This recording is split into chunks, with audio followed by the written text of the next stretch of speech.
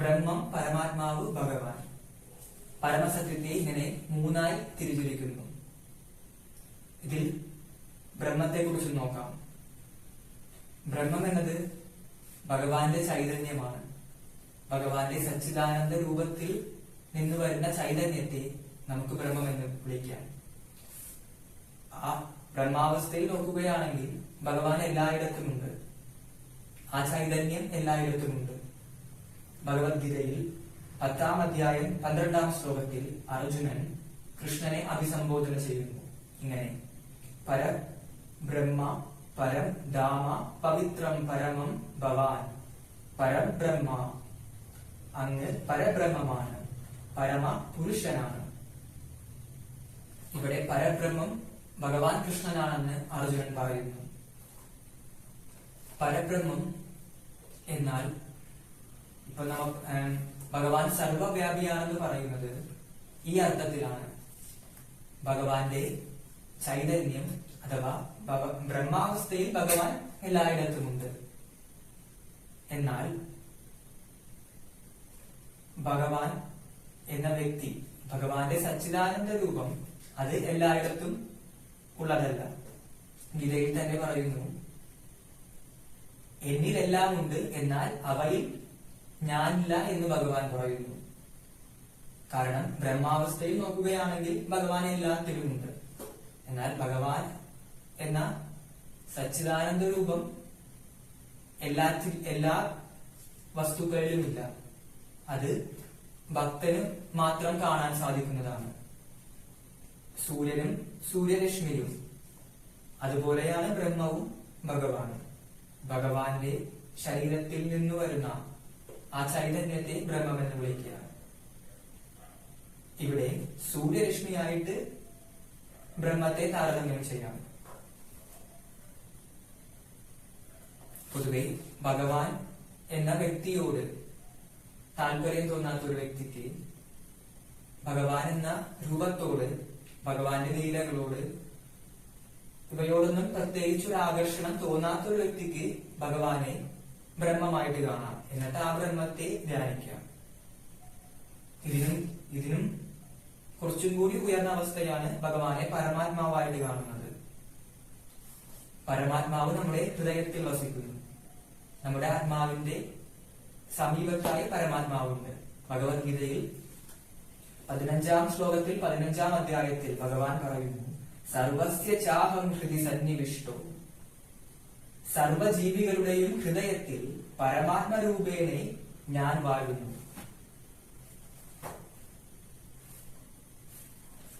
പരമാത്മാവായി ഭഗവാൻ എല്ലാവരുടെയും ഹൃദയത്തിലുണ്ട്.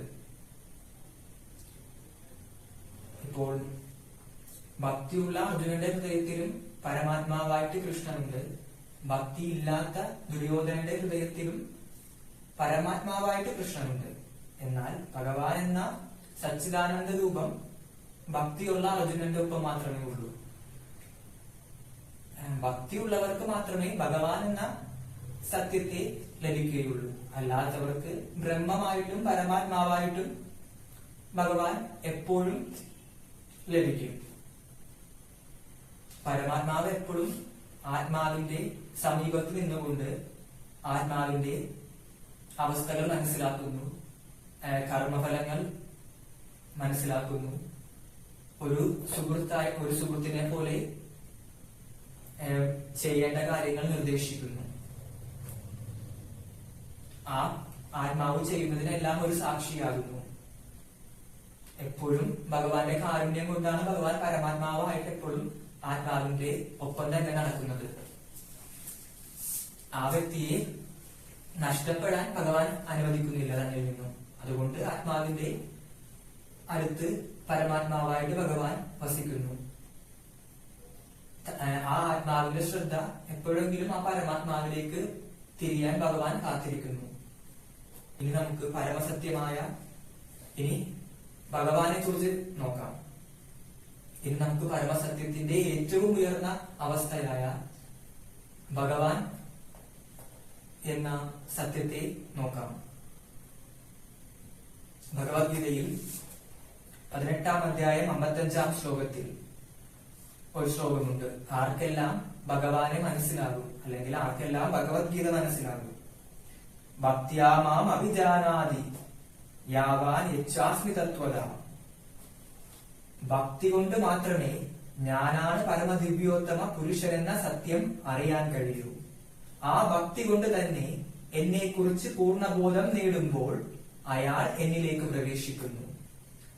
ഓ ഭക്തിയുള്ളവർക്ക് മാത്രമേ ഭഗവാനെ ലഭിക്കുകയുള്ളൂ. ഭക്തിയില്ലാത്തൊരു വ്യക്തിക്കും ബ്രഹ്മത്തെ ലഭിക്കും, പരമാത്മാവിനെ ലഭിക്കും, എന്നാൽ ഭഗവാനെ കിട്ടുകയില്ല. ഭക്തി കൊണ്ടാണ് യശോദാദേവി കൃഷ്ണനെ കെട്ടിയിട്ടത്. ഭക്തി ഉണ്ടെങ്കിൽ ഭഗവാനെ ആ സ്നേഹം കൊണ്ട് കെട്ടിയിടാം. അല്ല, ഭക്തിയില്ലാത്തൊരു വ്യക്തിക്ക് എത്ര തപസ് ചെയ്താലും ഭഗവാനെ സമീപിക്കാൻ സാധിക്കില്ല. ഭക്തി കൊണ്ട് വളരെ എളുപ്പത്തിൽ യശോദാദേവി കൃഷ്ണനെ കെട്ടിയിട്ടു. എന്നാൽ പല യോഗികളും ഭക്തിയില്ലാതെ ബ്രഹ്മവും പരമാത്മാവിനെയും മാത്രം ധ്യാനിച്ചു കഴിയുന്ന അവർക്ക് ഇതുവരെ ഭഗവാൻ പിടികൊടുത്തിട്ടില്ല. കാരണം അവർക്ക് ഭക്തിയില്ല. അവർ കൂടുതലും പരമസത്യമായിട്ട് കാണുന്നത് ബ്രഹ്മത്തെയും പരമാത്മാവിനെയുമാണ്. അതുകൊണ്ട് ഭഗവാൻ ഭക്തിയില്ലാത്തത് കൊണ്ട് തന്നെ ഭഗവാൻ സച്ചിദാനന്ദ രൂപത്തിൽ ആ യോഗികളുടെ മുന്നിലൊന്നും വരുന്നില്ല. ഇപ്പൊ പല രീതിയിൽ ഭഗവാനെ സമീപിക്കാം. ഭക്തിയോഗം, കർമ്മയോഗം, ജ്ഞാനയോഗം, സാഖ്യയോഗം, ധ്യാനയോഗം. എങ്കിലും ഭഗവാൻ തന്നെ പറയുന്നു, യജ്ഞങ്ങളിൽ വെച്ച് ഏറ്റവും ശ്രേഷ്ഠം ഭഗവാന്റെ തിരുനാമ ജപമാണെന്ന് ഭഗവത്ഗീതയിൽ 10-ാം അധ്യായത്തിൽ പറയുന്നു. യജ്ഞാനം ജപയജ്ഞോ അസ്മി. ഭഗവാന്റെ നാമം ജപിക്കുന്ന ഭക്തിയോഗമാണ് ഏറ്റവും ശ്രേഷ്ഠം.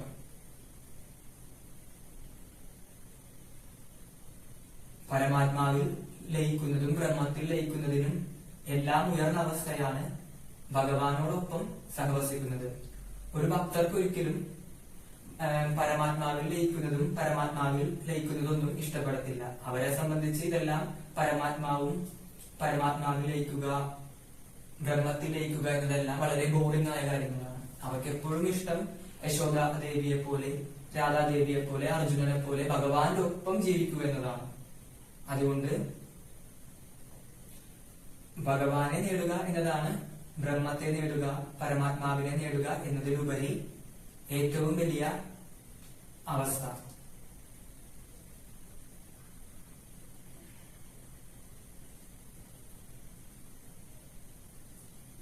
ഭഗവാന്റെ തിരുനാമജപത്തിലൂടെ, ഭഗവാനോടുള്ള സ്നേഹത്തിലൂടെ, ശരണാഗതിയിലൂടെ ഭഗവാനെ നേടാൻ സാധിക്കും.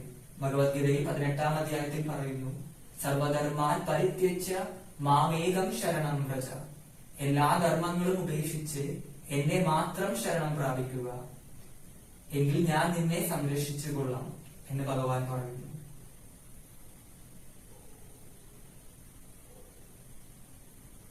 ഭഗവാനോട് ശരണാഗതി ഉള്ളവർക്ക്, ഭഗവാനോട് ഭക്തിയുള്ളവർക്ക്, ഭഗവാനോട് ശരണാഗതി ഉള്ളവർക്ക് ഭഗവാൻ സംരക്ഷണവും മോക്ഷവും പ്രദാനം ചെയ്യുന്നു. ഓ നമോ ഭഗവതേ വാസുദേവായ.